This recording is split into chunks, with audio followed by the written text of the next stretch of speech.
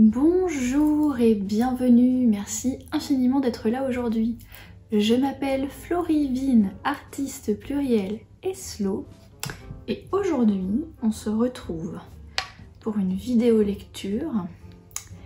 J'ai sous les yeux ma page Notion ou Notion, qui est une application de gestion de projet, d'organisation, de données, etc.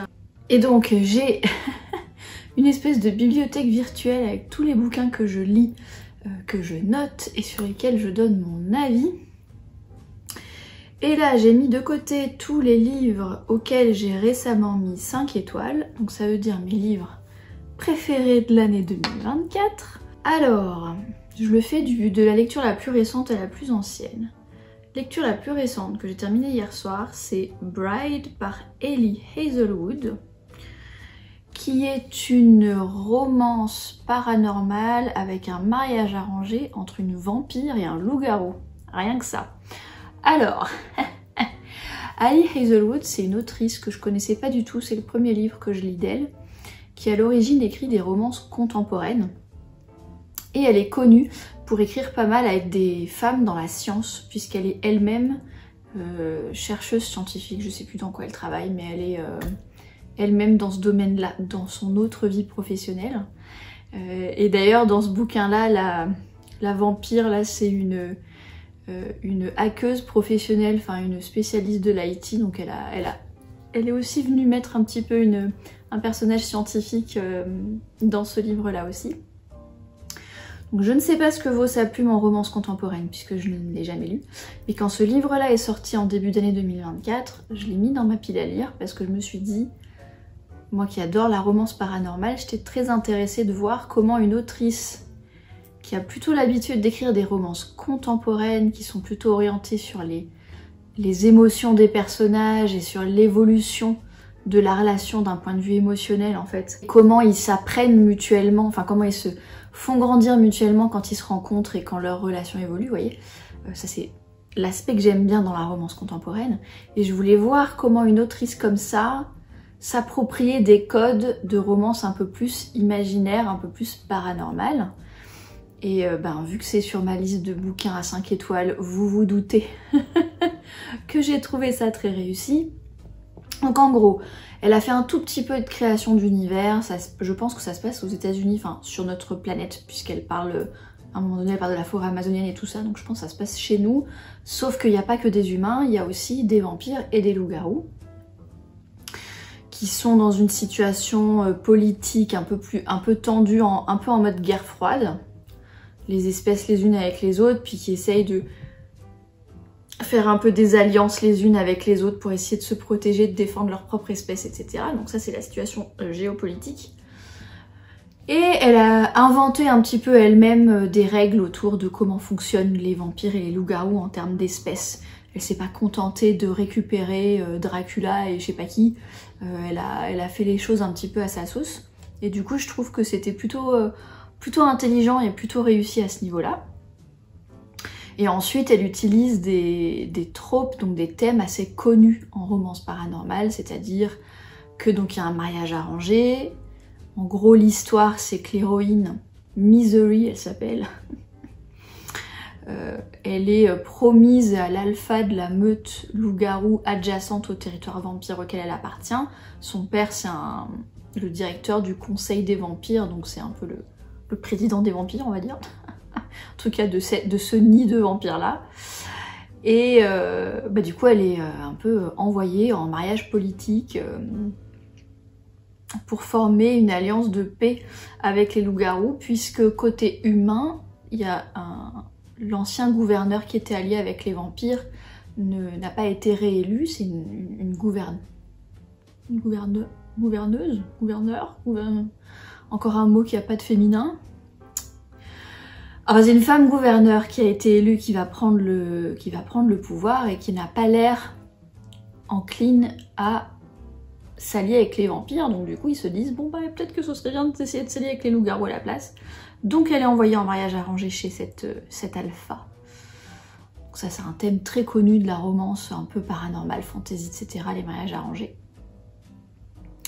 Et il y a des histoires de mates, je vous en dis pas plus. Si vous connaissez le genre littéraire, vous savez ce que c'est. Si vous connaissez pas, c'est très simple, hein, c'est un concept de compatibilité biologique entre deux personnages.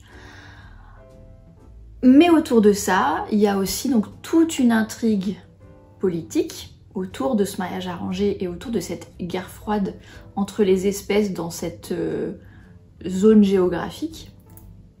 Et il y a aussi un mystère, puisqu'on comprend dès les tout premiers chapitres que la meilleure amie de l'héroïne a disparu et qu'elle veut la retrouver et que c'est pour ça qu'elle accepte ce mariage. Voilà, j'ai adoré. Pourquoi? Parce que, et ben justement, tout l'aspect émotionnel qu'on retrouve dans les romances contemporaines est là.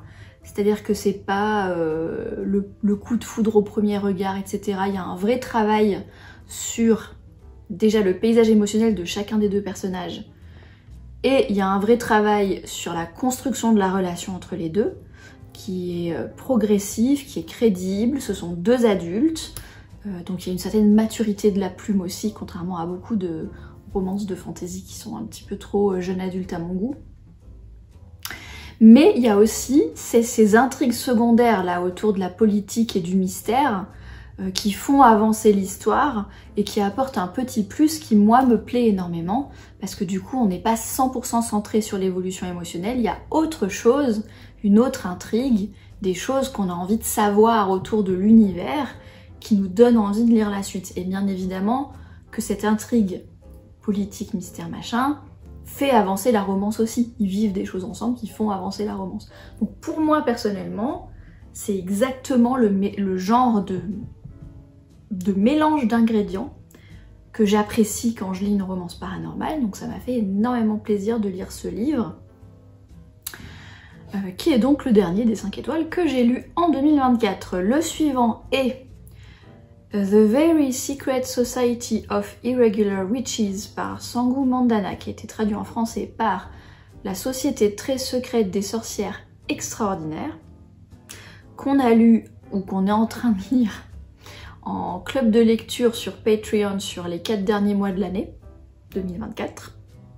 Et que si vous regardez cette vidéo en 2025, je ne sais pas encore quand est-ce qu'elle va sortir, même si on est passé à un autre livre, ça n'empêche pas de nous rejoindre, de rejoindre le club de lecture Patreon, de venir lire des livres qui avaient été sélectionnés l'année d'avant, de regarder les vlogs de lecture, parce qu'à chaque lecture je sors un vlog de lecture uniquement pour les mécènes, et de venir participer sur le Discord de Café aux Étoiles. Il y a un salon pour les mécènes pour le club de lecture, donc rien ne vous empêche, si vous avez envie de lire ce livre, de nous rejoindre à retardement. C'est un club de lecture très tranquille, très cosy, on lit un livre tous les 2 mois, il n'y a pas de pression, hein. Donc je l'ai lu dans ce cadre-là et je lui ai mis 5 étoiles. Alors pour le coup, c'est marrant parce qu'on voit à quel point j'aime bien le mélange des genres. C'est-à-dire que Bride, c'est un peu un mélange romance contemporaine et urban fantasy. Là, The Very Secret Society of Irregular Witches, c'est un peu un mélange entre livre cosy et urban fantasy, donc parce que ça concerne une sorcière. Donc il y a tous les ingrédients d'un livre cosy anglais, puisque l'héroïne Mika, donc c'est une sorcière, dans un univers où les sorcières doivent cacher leur magie, les êtres humains normaux ne sont pas au courant de l'existence de la magie, et du coup elles sont toutes très solitaires, déjà parce que il y a une espèce de malédiction qui fait que toutes les sorcières qui naissent se retrouvent orphelines peu de temps après leur naissance. Leurs parents meurent d'une manière ou d'une autre, donc toutes les sorcières sont orphelines, et elles n'ont pas le droit de tisser des liens entre elles et de se réunir trop longtemps entre elles, parce que ça attire la magie, et que ça attire trop l'attention sur elles, et que donc du coup pour se protéger, il faut qu'elles vivent séparées, solitaires quoi. Et du coup Mika, à part retrouver son cercle de sorcières une fois tous les 3 mois, elle est très très solitaire, et elle se retrouve recrutée par un drôle de groupe de personnages, dont un couple, un vieux couple homosexuel, Ken et Ian, qui vivent dans une maison où il y a 3 petites sorcières orphelines, avec Lucie qui était à la base l'aide ménagère je crois, mais qui fait partie de cette petite famille, et Jamie qui est un libraire, bibliothécaire, et qui est le principal gardien, on va dire, des 3 petites sorcières. Et puis tout le monde leur donne un petit peu des cours à la maison, etc. Mais eux, tous ces gens-là, ce sont des êtres humains normaux, entre guillemets, donc ils n'ont pas de magie. Et les 3 petites sorcières, elles ont besoin d'aide pour comprendre et maîtriser leur magie. C'est pour ça que Ian contacte Mika, donc notre héroïne, pour lui proposer un poste de tutorat magique pour les 3 petites sorcières. Et c'est comme ça que l'histoire commence, et c'est ultra cosy parce qu'ils habitent dans un espèce de cottage anglais magnifique à la campagne au bord de la mer, etc. Vous avez tout un tas de scènes dans des bibliothèques, des librairies où on boit le thé ensemble, où on déjeune ensemble. Ça se passe en automne-hiver, donc à un moment donné, il y a une célébration de solstice d'hiver qui fait un petit peu penser à Noël entre tous ces personnages-là. Enfin voilà, il y a vraiment ce côté, Mika, elle a un golden retriever, elle a un chien, donc il y a des balades au bord de la plage avec le chien. Enfin, ça fait vraiment penser à ce côté cosy, campagne anglaise, etc.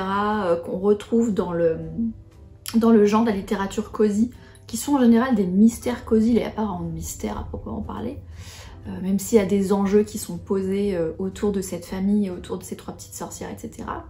Mais il n'y a pas de... comment dire, il n'y a pas d'enquête policière, quoi. C'est pas un polar, quoi. C'est pas un mystère cosy.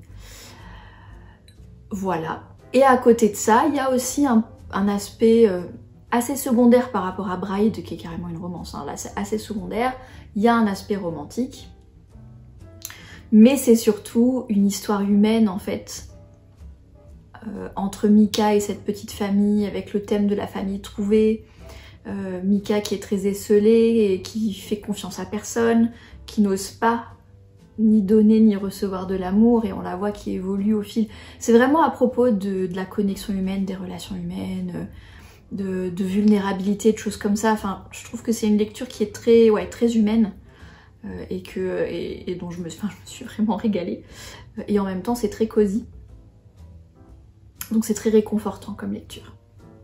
Ensuite, le 3e, c'est Hunting Fiends for the Ill-Equipped par Annette Marie. Et les 2 premiers sont aussi à 5 étoiles. Donc je vous parle de l'ensemble de la série. Alors, Annette Marie, elle a écrit plusieurs séries d'urban fantasy, et notamment plusieurs séries dans un même univers, qui est surnommé Guild Codex en anglais. Je sais que les séries traduites en français, ils ont traduit ça par le nom de l'héroïne. Donc il y a une première série qui s'appelle Guild Codex Spellbound. C'est Tori Dawson en français.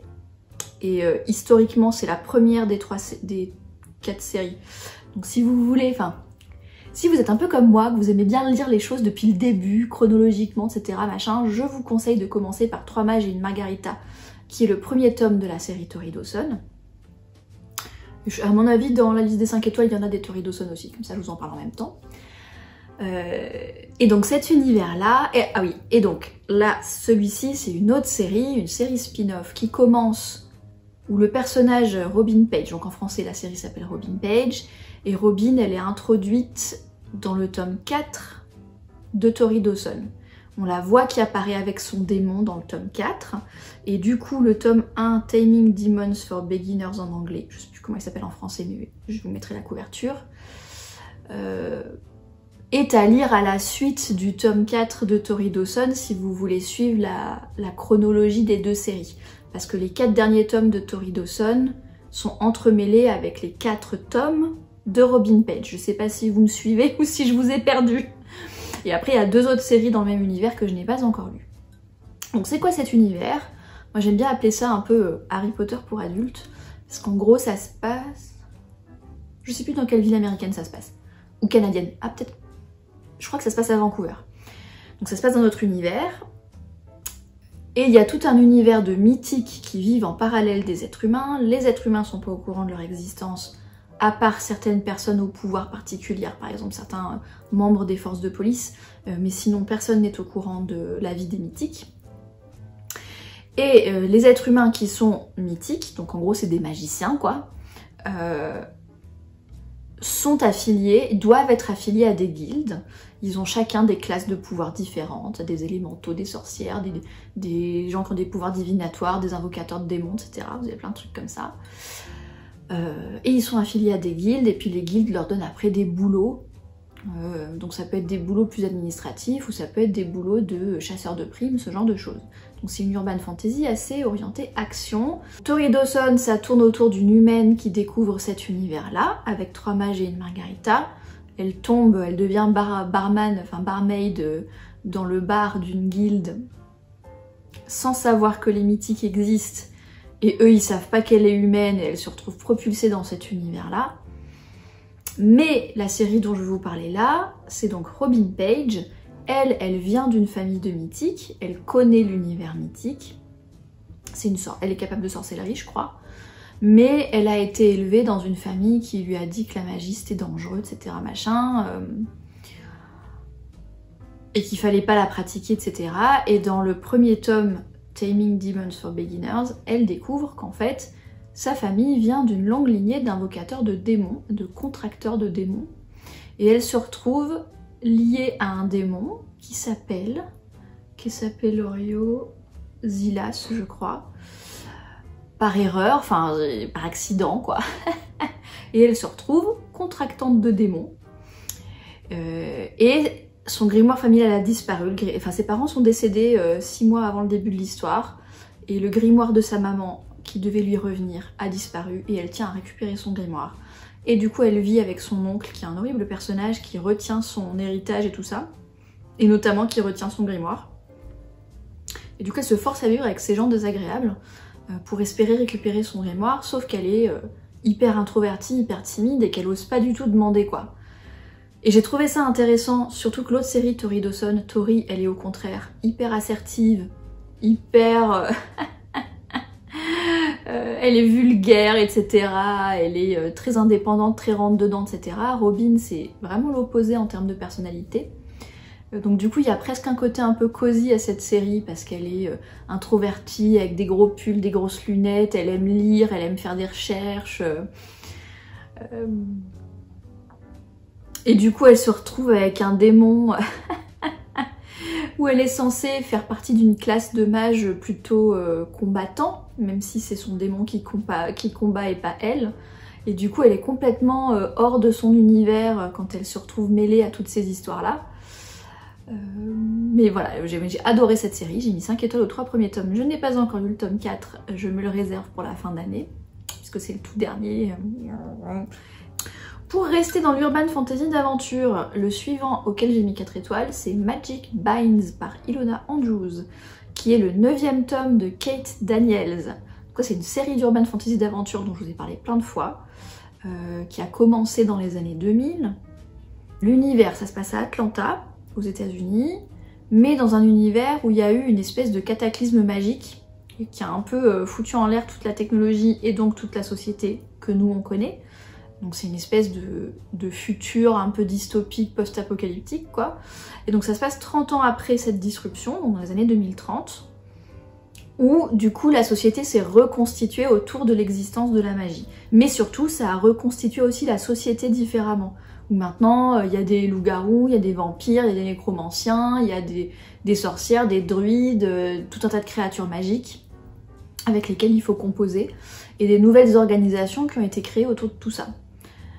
Et donc parmi ces organisations-là, il y a une guilde de mercenaires à laquelle appartient Kate Daniels, qui doit avoir 25 ans au début de la série, qui est une combattante entraînée depuis son enfance, qui se bat avec l'épée et qui mène des enquêtes où,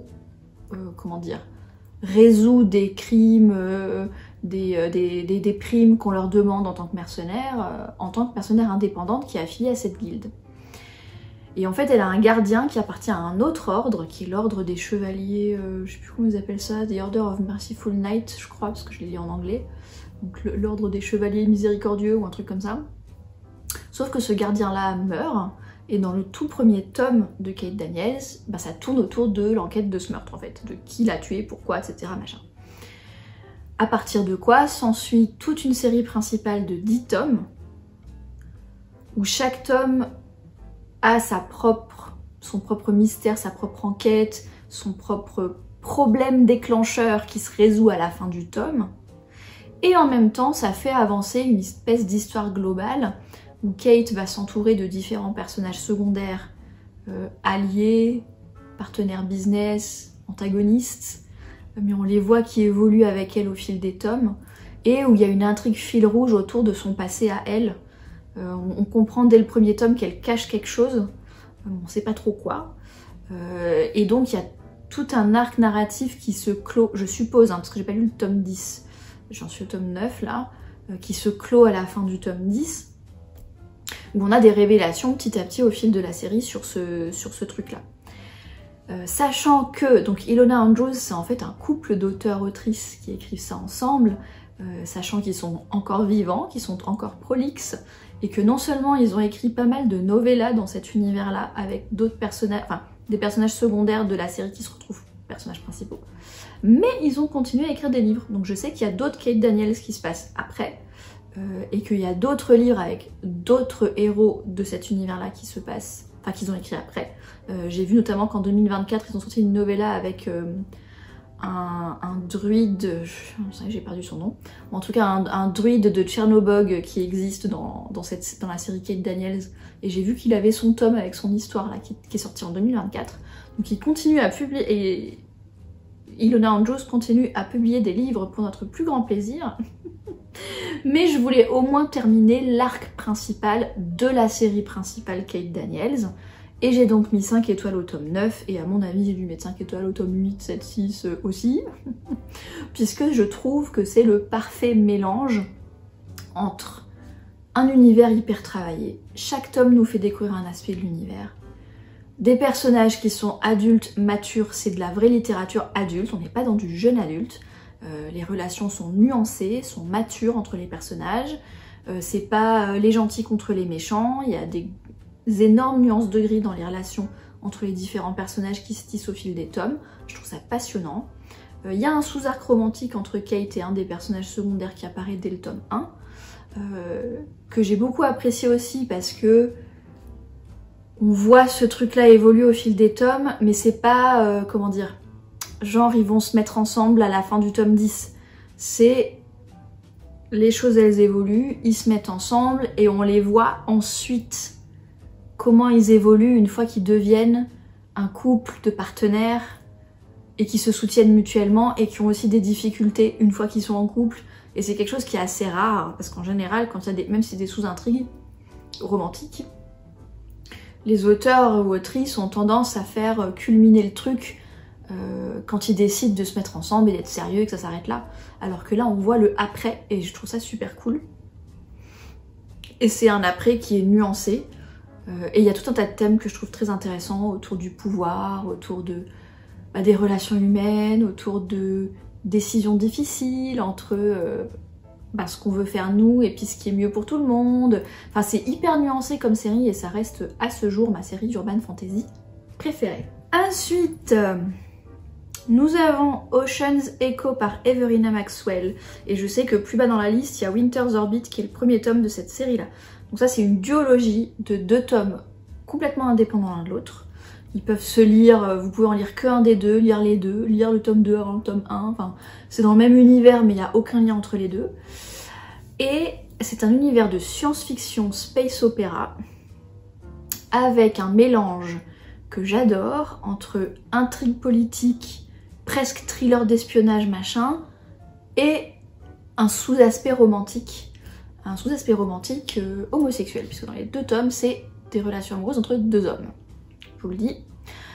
Dans le premier tome, Winter's Orbit, alors dans cet univers-là en général, ça se passe donc dans un espèce de cadran galactique avec plusieurs systèmes solaires qui ont été colonisés par les êtres humains. Chacun des 2 tomes se passe sur un système solaire différent. Et le principe global, c'est que donc chaque système solaire a son propre système gouvernemental, culturel, etc. machin. Et par contre, la technologie interstellaire qui permet de sauter entre les systèmes et de faire du commerce entre les systèmes, etc. est dirigée par une, je sais plus comment elle appelle ça, un protectorat ou un truc comme ça, parce que ça a été fait avec des artefacts aliens qu'on connaît mal, qui est une civilisation disparue. Et du coup, ces systèmes solaires sont un peu soumis à ce protectorat, qui doivent signer des traités diplomatiques avec ce protectorat. pour pouvoir avoir le droit de continuer à commercer et à utiliser ces portes, et pour aussi être protégé contre d'éventuelles invasions militaires qui pourraient passer par les portes en question. Voilà, donc ça c'est l'univers global. Dans le tome 1, Winter's Orbit, il y a tout un aspect diplomatique justement. Du coup c'est un mélange entre mariage arrangé, intrigue politique, et donc le deuxième tome, Ocean's Echo, que j'ai lu là plus récemment. C'est un autre système stellaire qui lui est dirigé par des factions militaires. Et ils ont des pouvoirs particuliers, en fait il y a deux sortes de pouvoirs un peu psychiques qu'ils ont développés. Donc il y a les architectes et les readers, donc les lecteurs. Et en fait les architectes sont capables de projeter leur volonté sur les autres, donc en gros de contrôler l'esprit des autres. Et les readers, donc les lecteurs, sont capables de lire les pensées et les émotions des gens. Je pense que c'est quelque chose comme ça. Et ça c'est un truc qui les avait mis dans la merde il y a quelques années, parce qu'ils ont utilisé des artefacts aliens pour faire ça, et ils n'étaient pas censés avoir le droit. Donc ils avaient eu des problèmes avec ce fameux protectorat il y a quelques temps. Ils avaient dû mettre un petit peu ça sous le tapis, signer des trucs pour être sûr qu'ils ne développent pas plus. Voilà, toutes ces recherches autour des architectes et des lecteurs ont été interdites. Et ceux qui existent encore aujourd'hui, c'est les descendants naturels génétiques des tout premiers architectes et des tout premiers lecteurs, puisqu'ils n'ont plus le droit de faire des expérimentations génétiques. Le héros, ah oui, et puis il y a tout un truc comme quoi, en fait c'est les architectes qui dirigent. Dans toute cette hiérarchie militaire, c'est pratiquement que des architectes qui sont dans les postes de direction. Et à l'inverse, les lecteurs ont pratiquement disparu. Et quand ils existent, ils sont soumis à une espèce de servitude parce qu'ils sont considérés comme dangereux. Et il y avait eu une guerre il y a 20 ans entre les architectes et les lecteurs, où manifestement les architectes ont gagné. Et donc le héros est un lecteur, mais qui est le fils ou le neveu, je sais plus, je crois que c'est le fils, d'une dirigeante militaire d'une des plus grosses factions, et qui se retrouve soumis, il se retrouve en fait conscrit dans l'armée, et soumis à un lien de servitude en fait avec un architecte de l'armée. Et ça commence comme ça. Et du coup les deux personnages principaux c'est l'architecte en question et le lecteur en question. Et qu'on se demande pourquoi, et on tombe sur des histoires encore une fois politiques, de secrets, de machins comme ça, et s'ensuit toute une histoire d'espionnage, de secrets du passé, de qu'est-ce qui se passe vraiment, etc., etc., qui sont en lien avec le passé des deux personnages, et il y a une romance qui se crée entre les deux personnages, mais qui est encore plus secondaire que dans le tome 1. Là c'est vraiment plus de la science-fiction politique et d'espionnage quelque part, avec un sous-ton romantique entre l'architecte et le lecteur en question. Ensuite, poème érotique de Paul Verlaine. Alors ça c'est un bouquin sur lequel je suis tombée cet été chez les beaux-parents et que j'étais très curieuse de lire à quoi ressemble la littérature érotique du 19e siècle, écrite par un poète connu et connu pour son talent. Bon, je me sens pas particulièrement qualifiée pour faire de la critique de poésie, hein. Ce que je peux vous dire, c'est que bien évidemment, ceux-là, on les a pas étudiés à l'école. On me demande pourquoi. Et que je suis assez impressionnée par le fait que c'est à la fois très cru. C'est pas du tout... là, les poèmes érotiques, c'est pas du tout comme Ronsard qui parle de la rosée sur les pétales de rose, machin. Non, non, non, non. Il utilise bien les termes qu'il faut et puis on comprend bien de quoi il parle, hein, y a pas de problème. Et en même temps, il arrive à rester poétique et à évoquer des émotions, sachant que les émotions qu'il évoque, c'est pas des émotions d'amour romantique, c'est des émotions de désir en fait, hein, de désir charnel et de...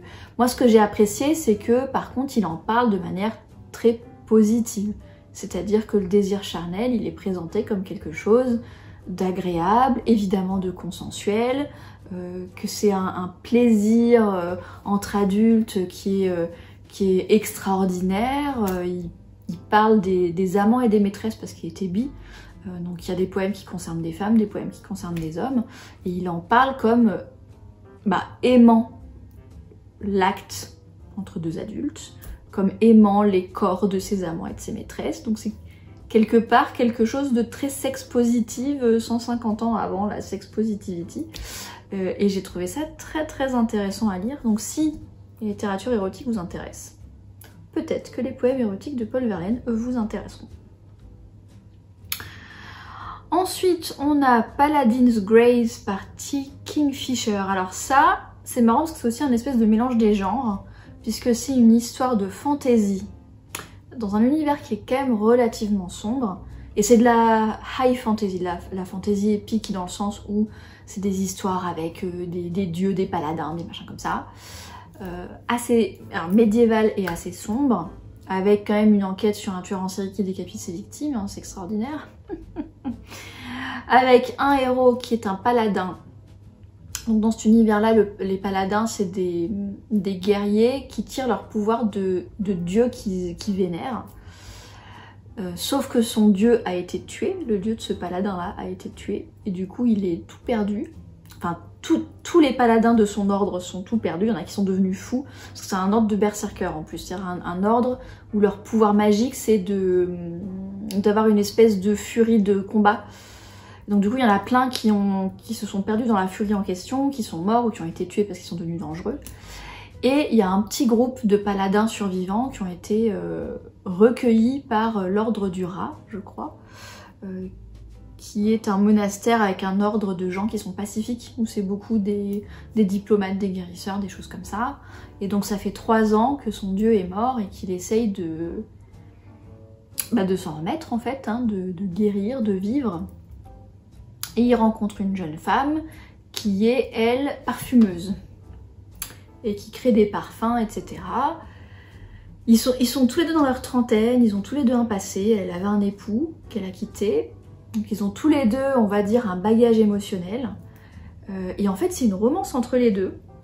Et en fait, T. Kingfisher, elle a réussi à écrire une romance cosy dans un univers de fantasy épique sombre. Ce qui est quand même assez incroyable. Donc ils sont tous les deux dans leur trentaine, c'est quelque chose de complètement adulte.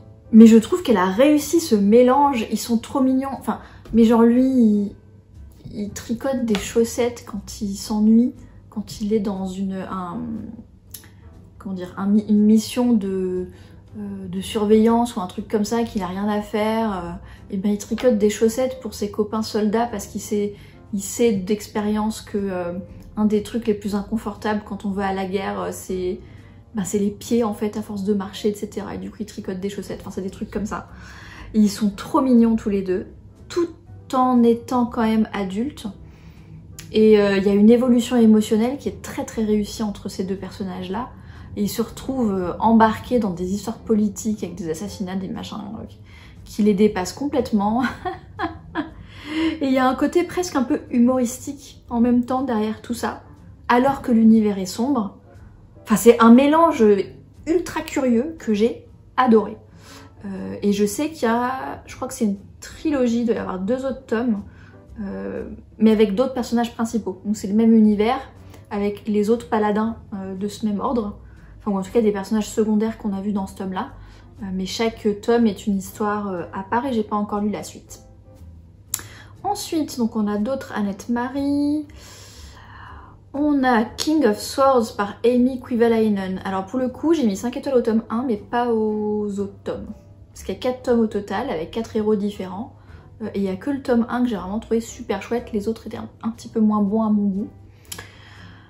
Donc ça, c'est une fantasy romantique, on va dire. Slash science-fiction. Ça se passe 200 ans dans le futur. Où il y a eu... Un peu pareil que Kate Daniels, en fait, il y a eu la magie qui est venue changer tout notre monde. Et donc ça se passe 200 ans dans le futur, dans la République vénitienne. Et donc Amy Kuivalainen a décidé de créer cette espèce de mélange entre la Renaissance vénitienne, un côté magique, etc. Parce que du coup, toutes les créatures magiques sont revenues à la surface. Donc il y a des djinns, il y a des espèces de lions avec des ailes, là, donc des humains qui peuvent se transformer en lions avec des ailes.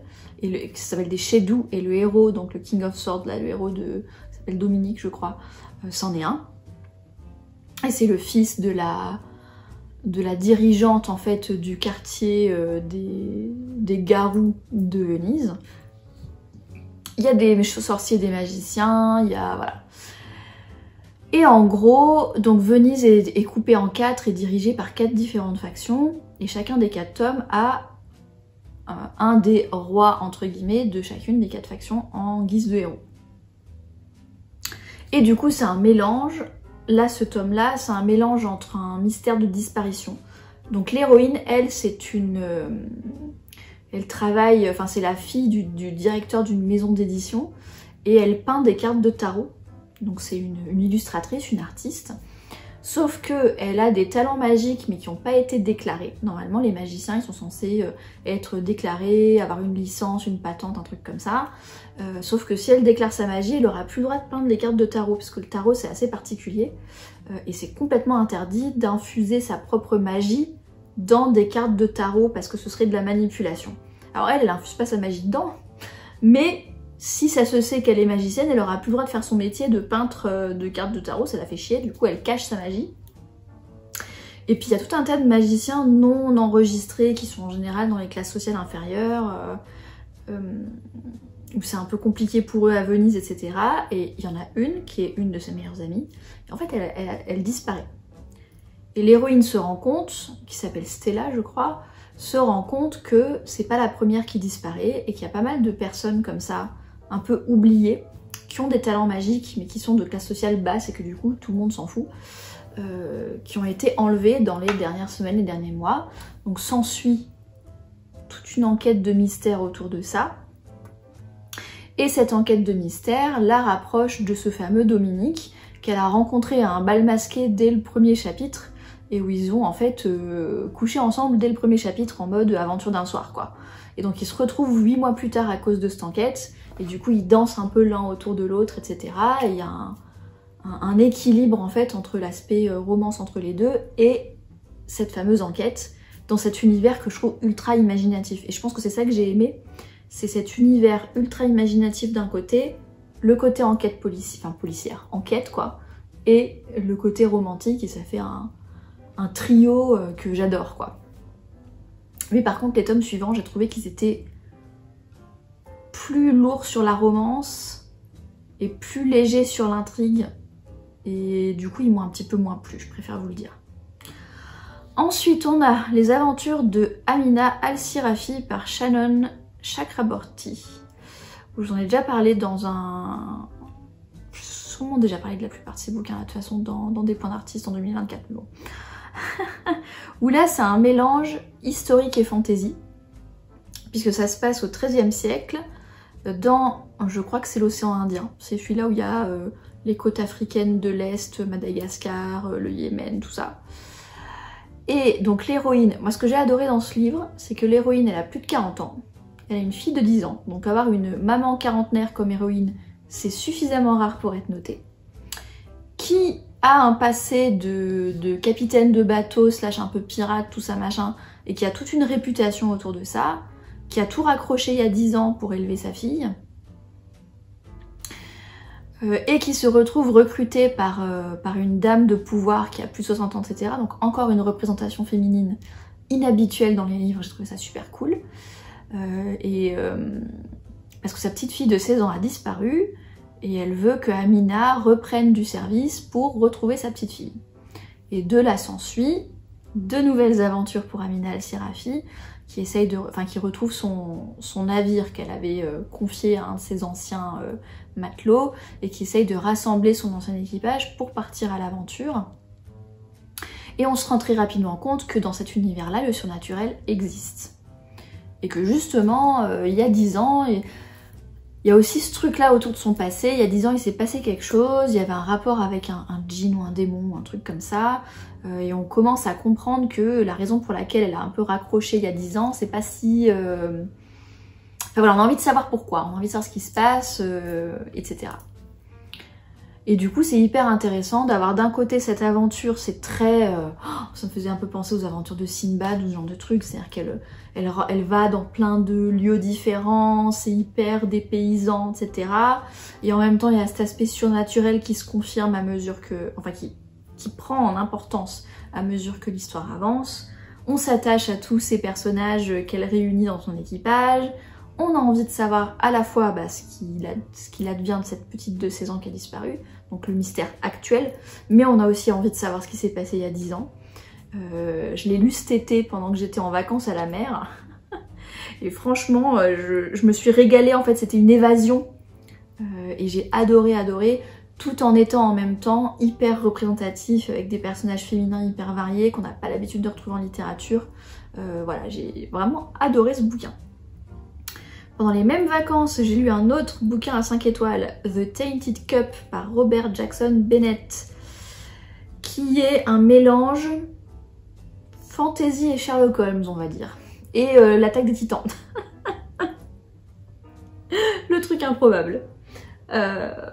Donc, The Tainted Cup se passe dans un univers où il y a des léviathans qui viennent de la mer et qui attaquent les terres sur lesquelles l'Empire se trouve. Et donc du coup, il y a toute une énorme digue, comme une espèce d'énorme mur tout le long du littoral, pour empêcher les léviathans de rentrer sur les terres et de détruire les villes, etc., etc. À l'intérieur des terres en question, donc c'est un empire qui dirige tout ça, avec des aristocrates de pouvoir qui tirent leur pouvoir des terres agricoles. Donc c'est les grands propriétaires terriens en gros qui détiennent le pouvoir, parce que la technologie dans cet univers, c'est une technologie biologique et organique. Par exemple, c'est des espèces de champignons génétiquement modifiés qui servent de climatiseurs à l'intérieur des pièces, par exemple. Et il y a des augmentations génétiques sur les gens qui leur permettent de faire certains boulots ou d'avoir certains pouvoirs particuliers. Voilà, tout est basé, toutes les technologies sont basées sur du biologique en fait. Et c'est pour ça que ce sont les propriétaires terriens qui peuvent cultiver ces plantes modifiées, etc., qui détiennent le pouvoir. Dans cet univers-là, on retrouve deux personnages qui sont une espèce de Sherlock et Watson, dont j'ai complètement oublié le nom. C'est fou, j'oublie très rapidement le nom des personnages. Je me rappelle des personnages, je me rappelle de leur caractère, je me rappelle de ce qu'ils vivent et de pourquoi je les ai adorés. Mais j'oublie les noms à une vitesse incroyable. Je crois que le héros s'appelle Dean et que sa chef inspectrice là s'appelle Anna, mais je suis pas sûre. Mais en gros, c'est l'espèce de Watson qui est le narrateur, qui est un jeune homme, un jeune assistant, qui se retrouve assigné à une enquêtrice très particulière. Ils sont tous les deux neuroatypiques. Et l'histoire s'ouvre sur le meurtre d'un dignitaire important dans la résidence de l'une des familles les plus importantes de l'Empire. Et qui est manifestement un meurtre, puisque c'est un espèce d'arbre qui lui a poussé dans la poitrine. Et donc il se retrouve à mener l'enquête là-dessus. Et il y a vraiment ce côté whodunit à la Sherlock Holmes, puisqu'il y a vraiment ce côté où il récupère les indices, où il fait des déductions logiques, ou en l'occurrence après l'enquêtrice fait des déductions logiques avec lui. Donc il y a vraiment ce côté partenariat un petit peu particulier entre les deux. Et en même temps on se retrouve rapidement plongé dans des histoires politiques plus importantes qu'un simple meurtre, puisque ça concerne une des familles les plus importantes de l'Empire.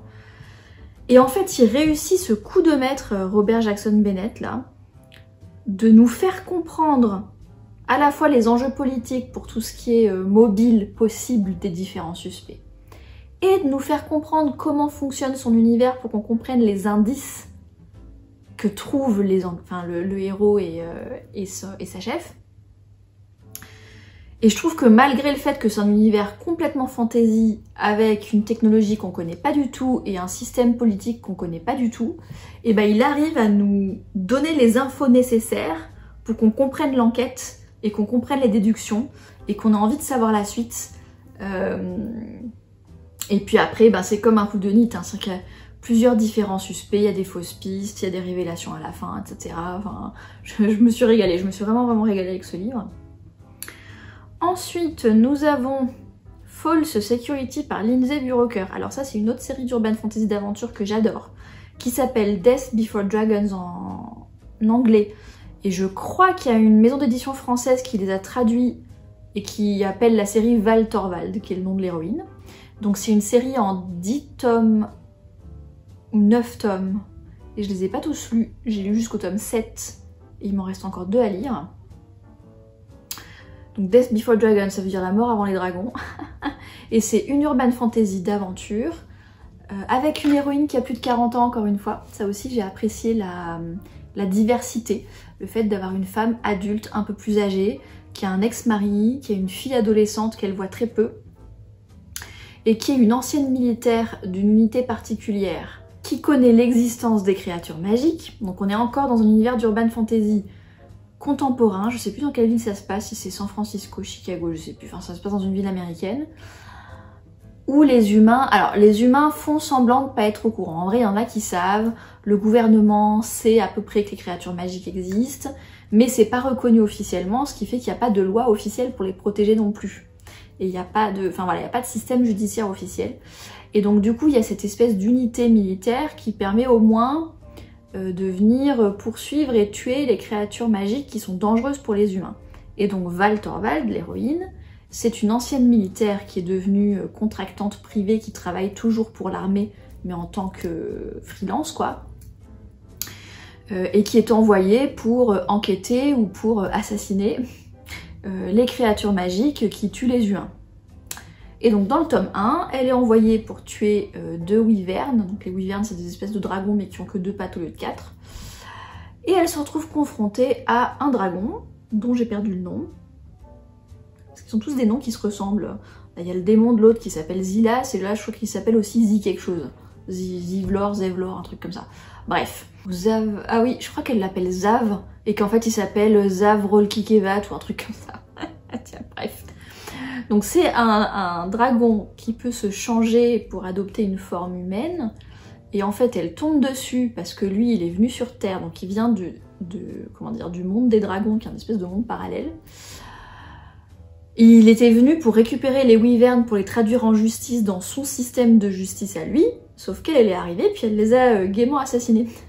Du coup il est pas content. Et de là s'ensuit les différentes aventures de Val Torvald et de Zav, qui sont donc les 2 héros de toute cette série.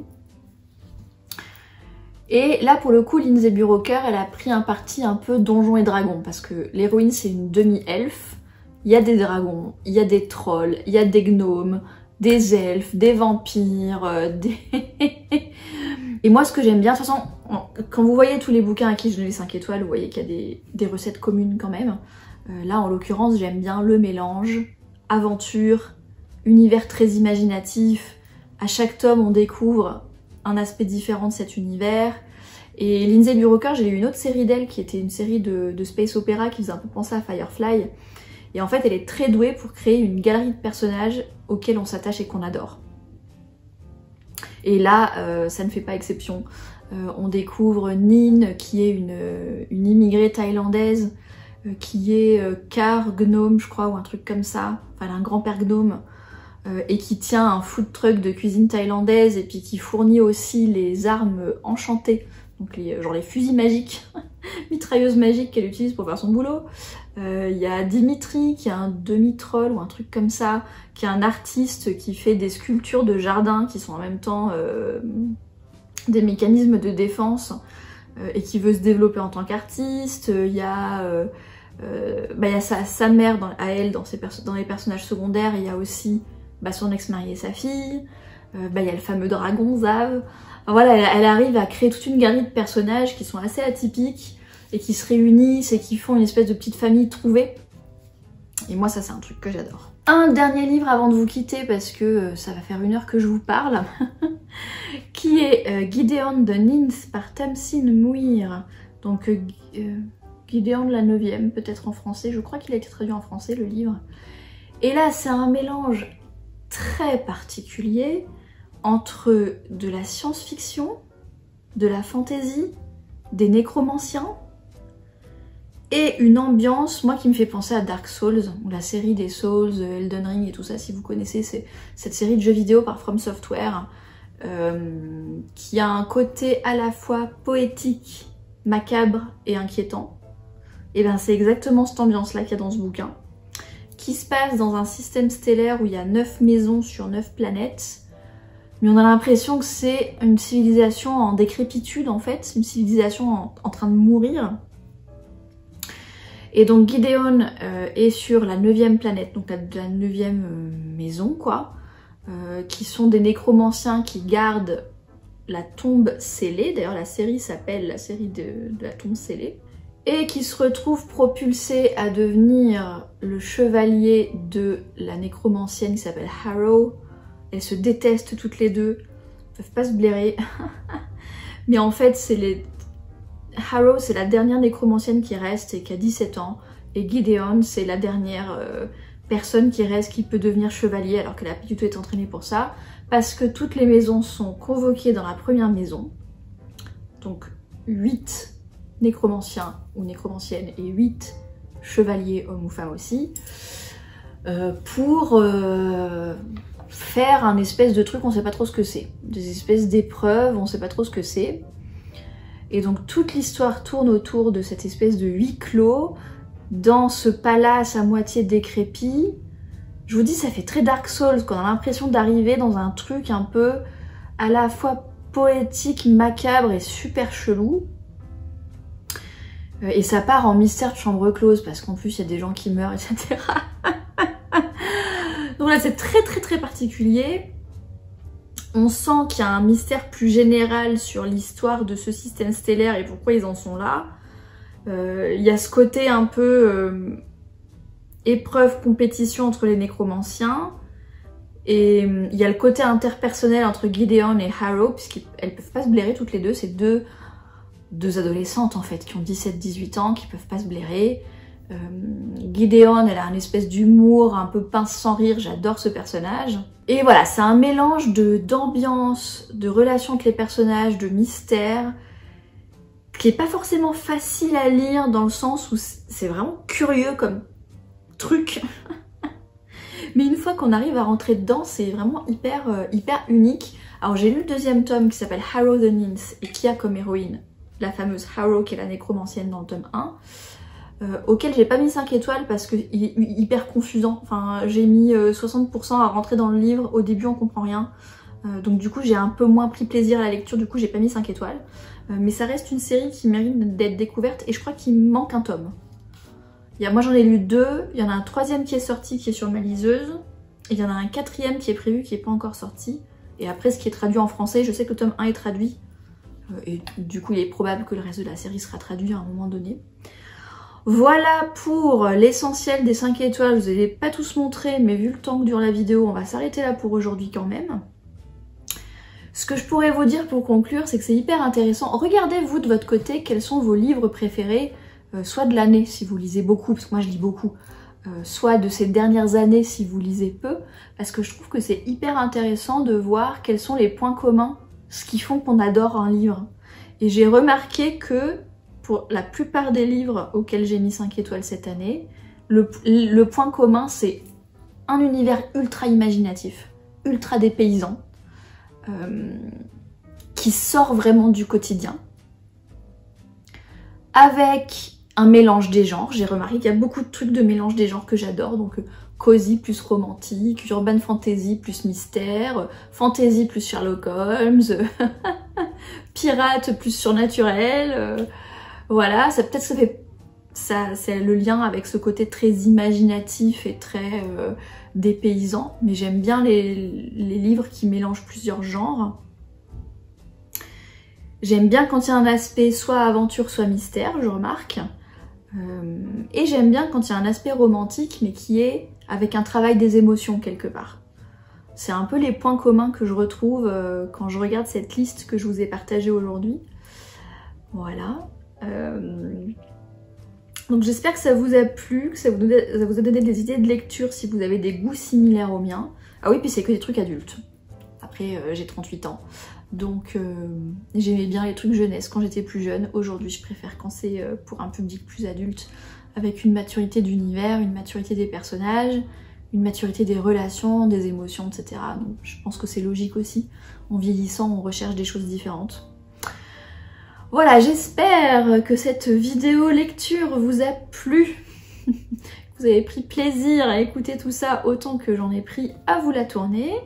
Sur ce, je vais vous laisser là.